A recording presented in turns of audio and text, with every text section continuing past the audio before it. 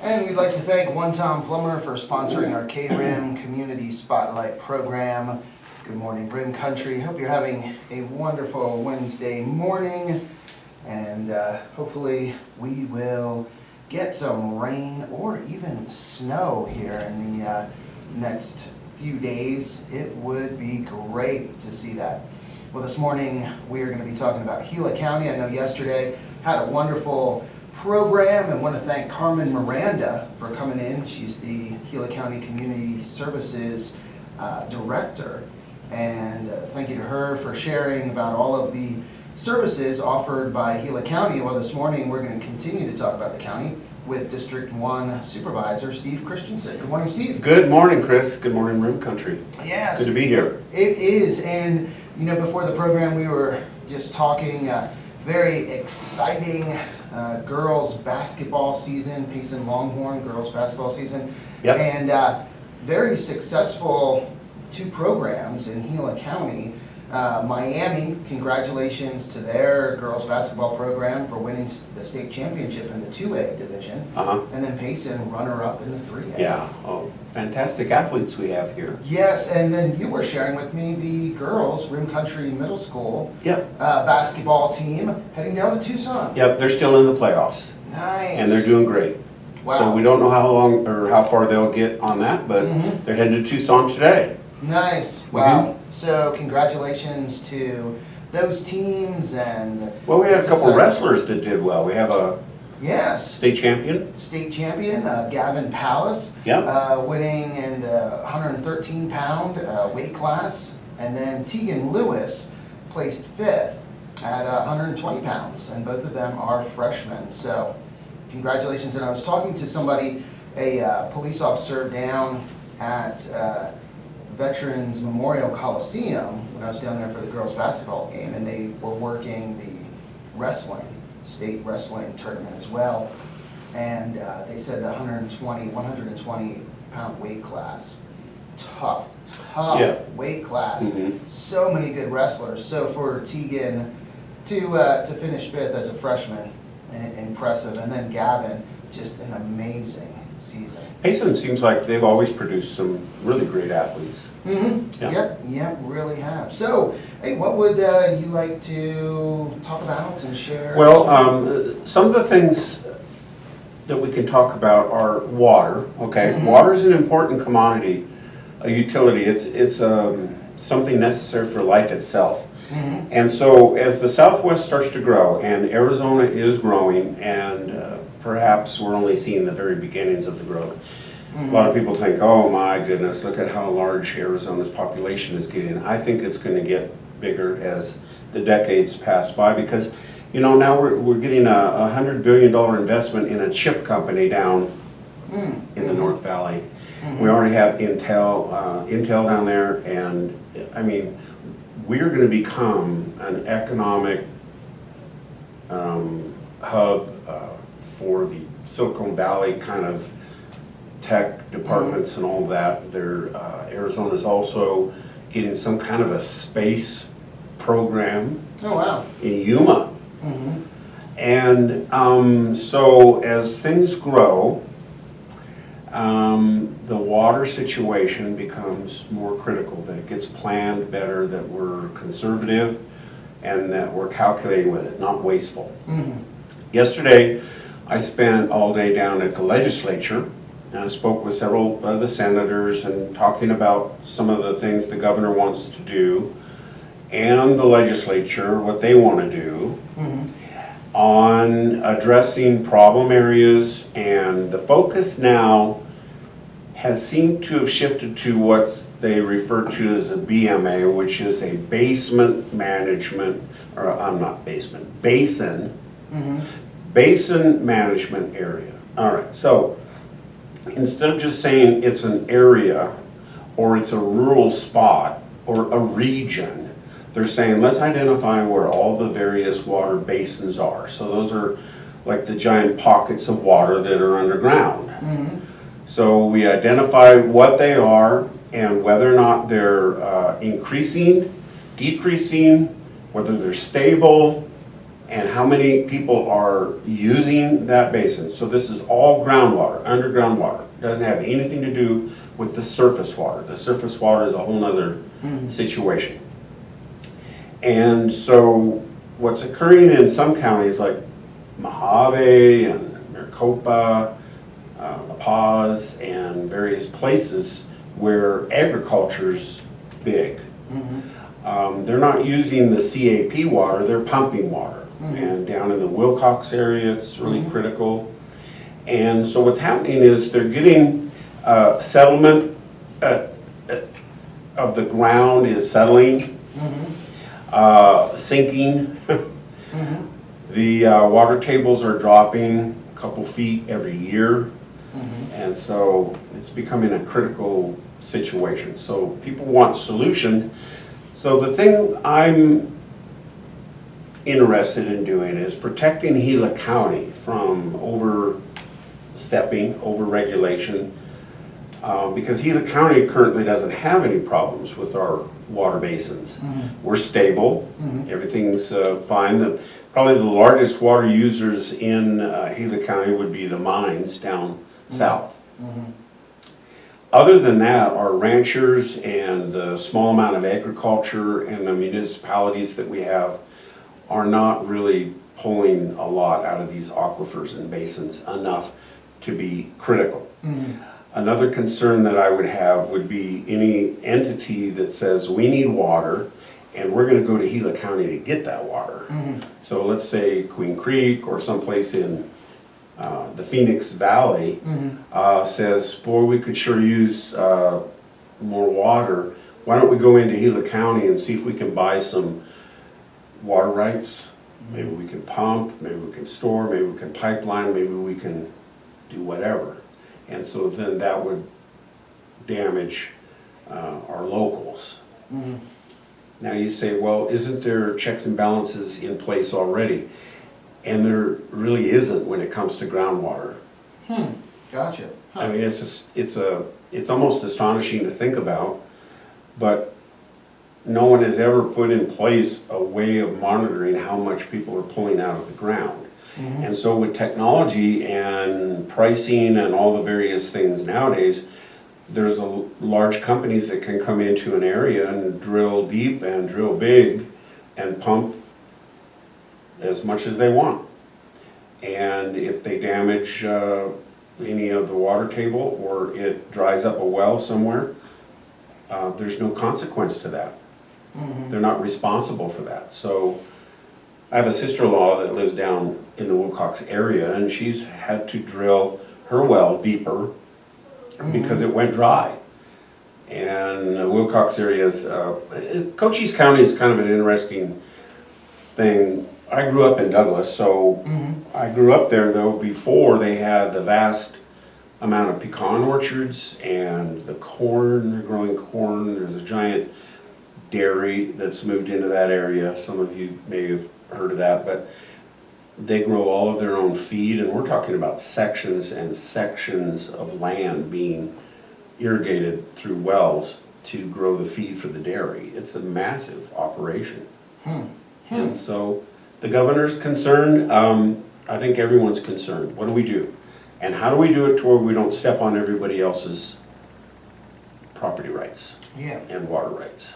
So that's part of the discussion right now.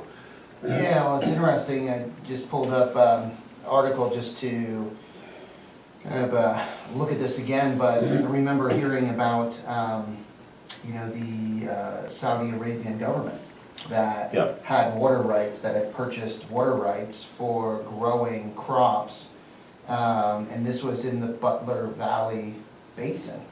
So when you're talking about basins and down in the valley, outside, I don't know exactly where, I'll look and find out where this is, but yeah, they had water rights, they had purchased water rights and pumping underground water to water crops because it was cheaper to grow the crops here, ship them back to Saudi, Right. than growing them in Saudi Arabia because of water costs. Yeah, they actually outlawed, Saudi Arabia outlawed the growing of feed, I guess, at some level. And so then they look and say, well, hey, you know what, let's go to Arizona. Yeah, yeah, Because we can afford to do that. yeah.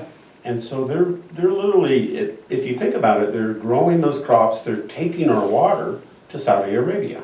Yeah, so growing alfalfa, and this is in La Paz County, and then exports it to feed dairy cattle in Saudi Arabia. Right. So And none of that's illegal. So what they're doing is they're exploiting the freedoms that we have with regard to Yeah. that. And now that it's become a thing, because it was never a thing. yeah, yeah, And water in the Colorado system of the reservoirs and all of that is concerning, because that water comes out of Nevada and Colorado and eventually moves its way down, and they all take a piece of it, and then the Native Americans want a piece of it, Arizona wants a piece of it, California wants a piece of it, and it's, I mean, the reservoirs are dropping, and so what do? We can't just necessarily wait and hope for the next wet cycle, which there will be one. But we have to start planning, you know, as thousands of people are gonna be moving here just to work for the new chip company. You know, the Taiwanese microchip company that's coming. So they're investing $100 billion. It's gonna be great for the economy, but how do we manage the infrastructure? And how do we protect the rural counties? And how do we protect the basins? And so that's the discussion. It's a pretty hot topic, actually. So, well, it's good that those discussions are happening. yeah, And everything's being put out on the table. You know, another one right here, that one company, and the governor did, you know, they stopped that. They found a way to, you know, terminate the lease, the water lease for that company. They had 3 water leases. But another company, Biner Cattle Company, a subsidiary of Freeport McMoran. So, and that, they, you know, take groundwater and goes towards, some of it towards mining operations. Right. So like you were, you know, saying, this has been happening and probably going on for a little while, but as the valley is expanding, and I know there are some cities or communities where they've said, you know, no more. You know, we have to wait and assess our water situation. right. Payson's in good shape, but Oh, yeah. generally speaking, Arizona has to do something, because we are seemingly the hot state to go to right now. And Yeah, moving and for business, Yeah. for people moving, for tourism. And I climate. mean, yeah. Yeah. So the water consumption and the water needs keep increasing. Right. Yeah, and we don't really want to lose our agriculture either. Agriculture uses more water per acre than housing. But you can't just say, well, we just don't want people growing food anymore. I mean, that's important too. And so lots of decisions to be made, and it's going to cost money. And we need to have partners like the federal government to help with some of that. So there's talks of augmenting water. So the augmentation concept is to bring water in that we don't currently have. So how do you do that? Well, that might involve a pipeline from the Missouri River or the Mississippi or whatever, you know, and you're saying, well, that just sounds ridiculous, but it's not ridiculous, it is expensive. Yeah. But we can get water over into what I call the Colorado drainage, okay? So then it ends up at Lake Powell, it ends up in all of the reservoirs, and could enhance and boost the CAP. Now, we're gonna need partners to do that, because we're talking about 20 billion or more to do that. But if we can get millions more gallons that are essentially just going out into the ocean, Yeah. and we can use that for our farming and make that less expensive than it is, because honestly, the only cost that most of these farmers are paying is the cost to pump the water out of the ground. So we have to try and figure out something to where the cost of CAP water is comparable to pumping the water.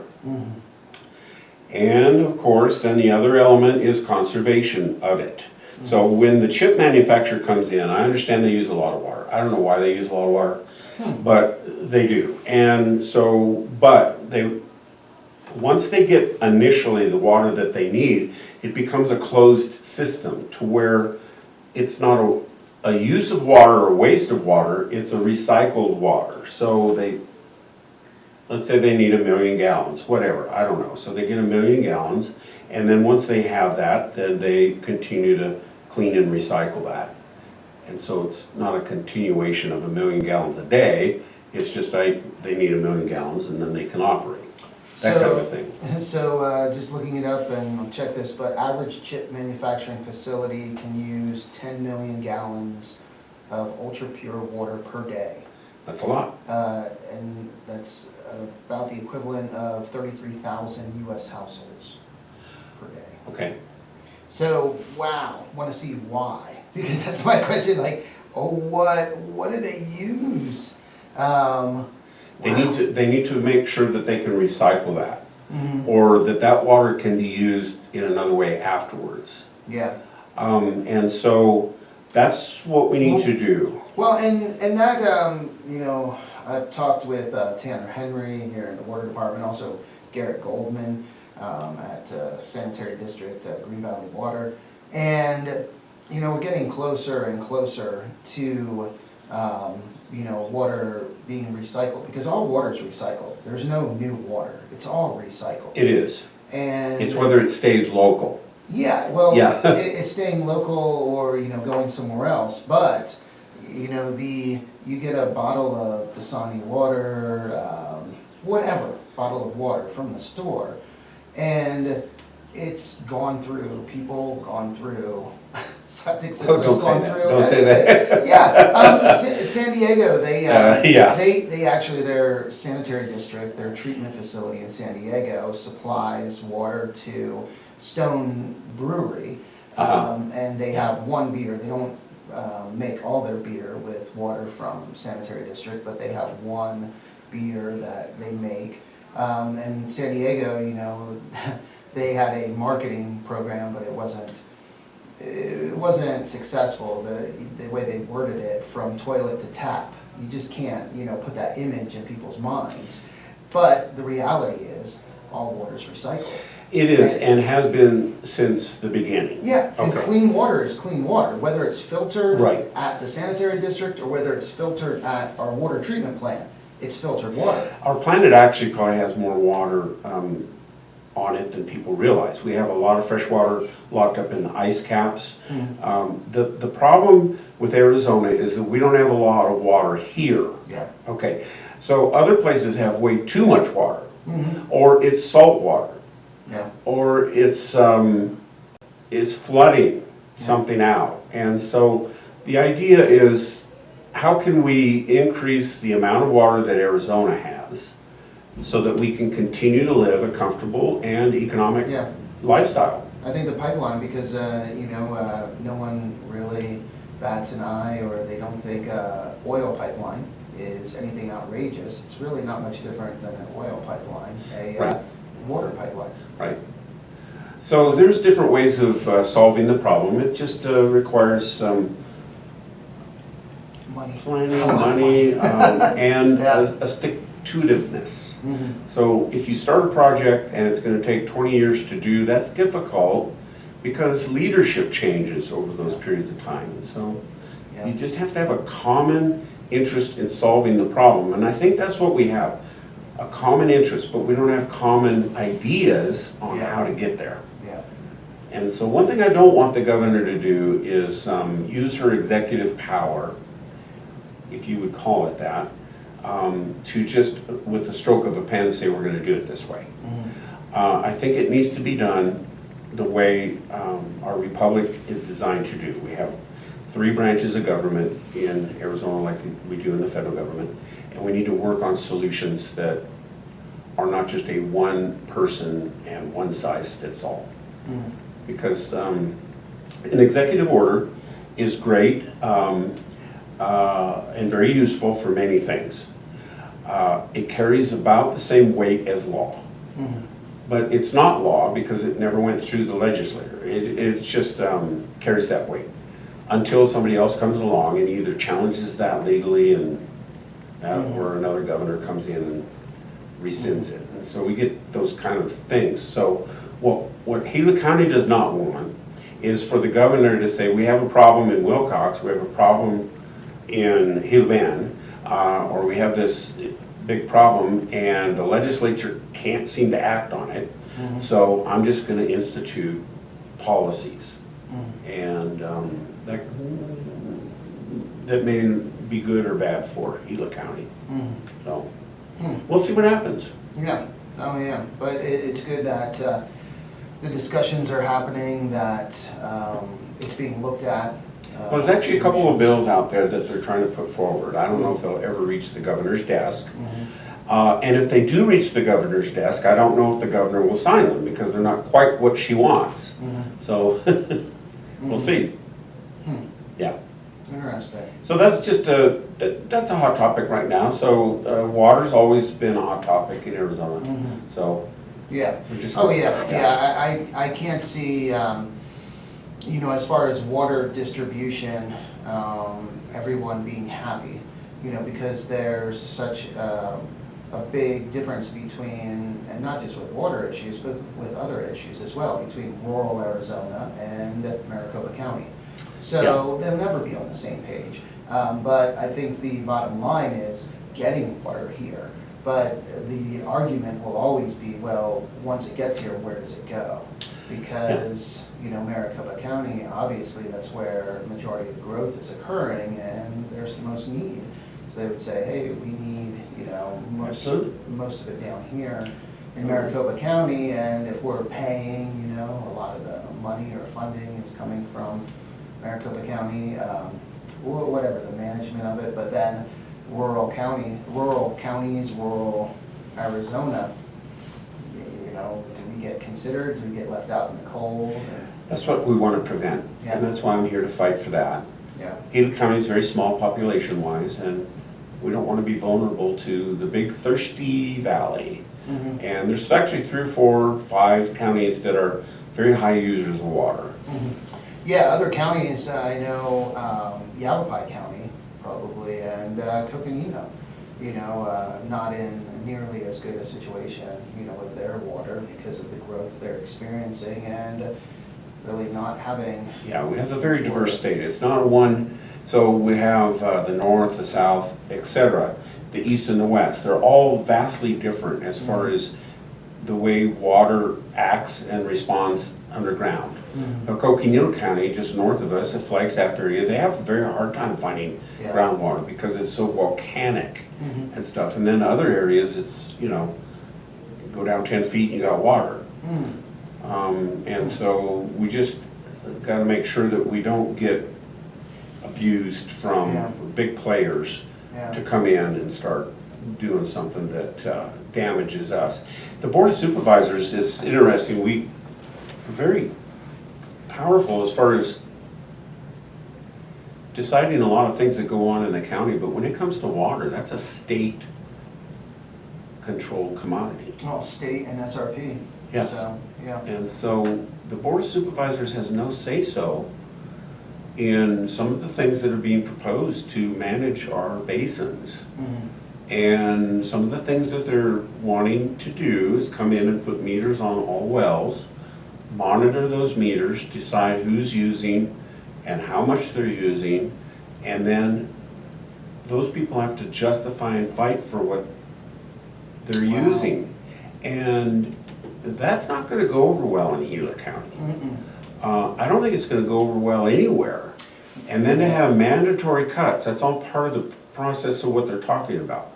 Well, every year you have to cut back another 10% or do something, be more conservative. And so there's people out there that are pumping way more than they need, they're sort of wasteful with it or whatever. For them to kind of tighten up and reduce their usage by 10%, may be a little easier than someone who's already taken all of those measures into hand and said, I'm already being conservative with my water. I use much less per acre because of the way I'm watering. I use sprinklers, or I use drip, or I use, very specific, and then you're asking me to cut back too? I'm gonna be punished because I'm already doing what you're asking to do? You want me to cut more? And so it's a very complicated situation. Yeah, a lot of considerations. Yeah. Well, So anyway. That's you would probably talk about water for another half an hour. I Oh, mean, yeah. It's such a Years. Yeah. What else? Looking at what else? Oh, I was just gonna say that, we're getting a little bit closer now to our warm weather, Yeah. even though it's a couple months away, whatever. And so there's a few roads up here in the north that we're gonna be chip sealing, we're gonna be working on, we're gonna be fixing. And some of those roads are Fossil Creek Road. We're looking at doing 6 miles of chip seal on that. We're gonna add some material on the 64 road, which is what we call the control road. Okay. Okay, that's very highly used dirt road. And so more material does not mean chip sealing, just we need to get out there and put some more buckhead or granite kind of product on there. And our roads are a constant, what do you want to call it? I mean, they're just always needing something. Yeah. Got a call the other day on Flowing Springs Road, a fairly short road, but it gets all washboardy, and because it's got some steepness to it and stuff like that, and without the moisture coming in like what we need, we can't really do much with that road. It's got to be wet. It's got to have that. And all of our ponds where we get all of our water and stuff, that's all kind of dried up. We're having to use wells in order to spray water. Wow. And contrary to what a lot of people think, we can't just go and start pumping water out of one of our rivers around here. So, because that belongs to SRP. And so, we're going to be doing some pavement. Well, we've had pavement all the way to the 32 road, and that's over by Tano Village. And then we're paving an area by Whispering Pines that's gonna improve the dust there. And Houston Mesa Road was a project we started last year. We're gonna resume that. That's about 4 miles we're doing there of pavement. And then Cemetery Road up in Pine has been a disaster for a long time, okay? It's very messed up. And so we're gonna be rebuilding that essentially. So that's on the slate to be done. And then also Gysela, which we had a bit of a debacle last year with some of the oils and stuff didn't dry right, and just so the process kind of failed. And that was chip sealing, and that was on the eastern side of what you call the top of the mountain. And so we're going to be putting another layer on there, smoothing that out and fixing that up. And so we got quite a few things there. Up in Pine, there's a little tiny section road called Mill Ditch. And so you gotta look back, like say, these roads were developed 50 years ago, 60 years ago, and they did a really lousy job then, and didn't accommodate for growth, didn't accommodate for fire truck access, didn't accommodate for erosion and all these other things, and now we're left with generally an expensive fix. And so, but it's just part of the county that we have this road, and it is basically an entranceway to about 3 properties.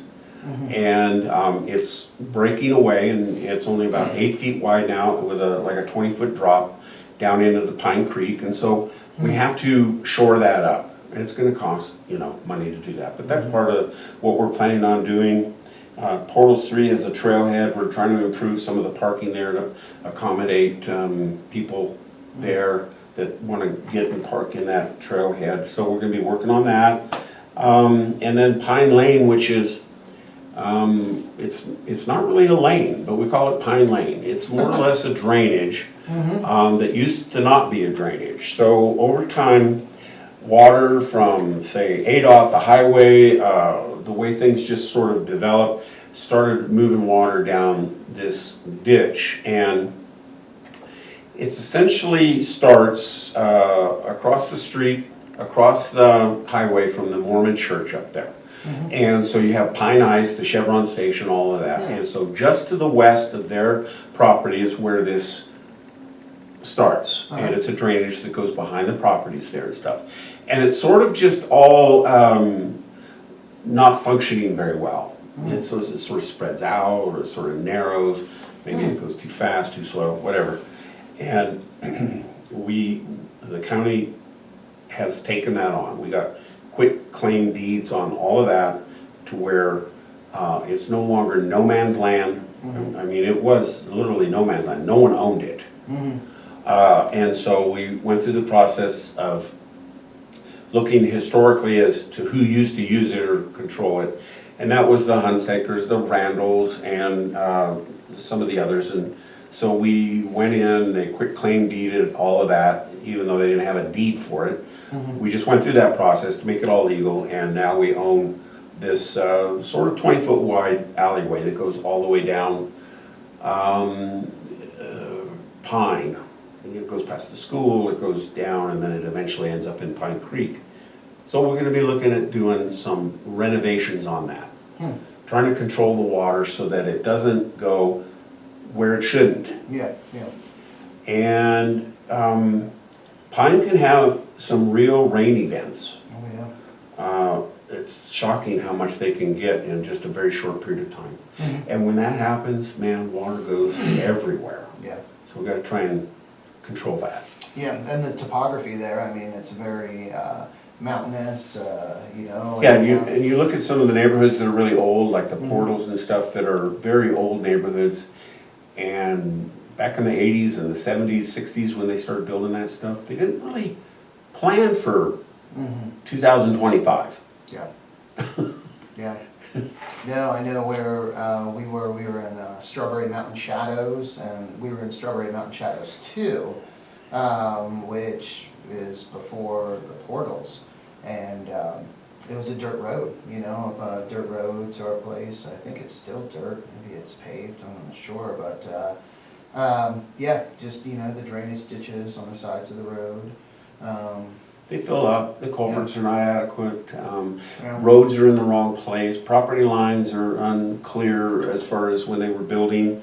So there's encroachments, there's difficulties, and people that have done their own thing. I mean, people didn't realize that back when you built in this area in the 1960s and 70s, basically, those people just kind of did whatever they want. They just did roads the way they wanted, and there wasn't a lot of oversight because most of the concentration of all of that approvals and everything was in Globe. Yeah, it was only county at the time, not the town. So yeah, neighborhoods up here, and they started out as little, you know, cabins, retreats that people would come up to, you know, on the weekend or in the summer. And they'd build their own little cabin out of scraps and whatever else. But we're still dealing with those septic tanks, those cesspools, those things that were put in back then. So the county still has to deal with a lot of that.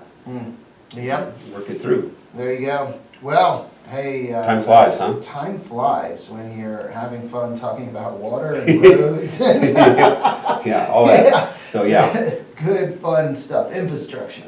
Well, thank you, Steve. Thank you for coming on. Oh, always happy to. And thank you everyone for listening and watching this morning. And thank you to One Time Plumber for sponsoring our KRIM Community Spotlight program. Time to get back to the music here on KRIM with some Marshall Tucker Band, Fleetwood Mac, Donnie Iris, and more. But first, let's get a quick update from the National Weather Service, and hopefully they will be talking about rain or snow. Definitely. Golly. See you guys. Yeah, that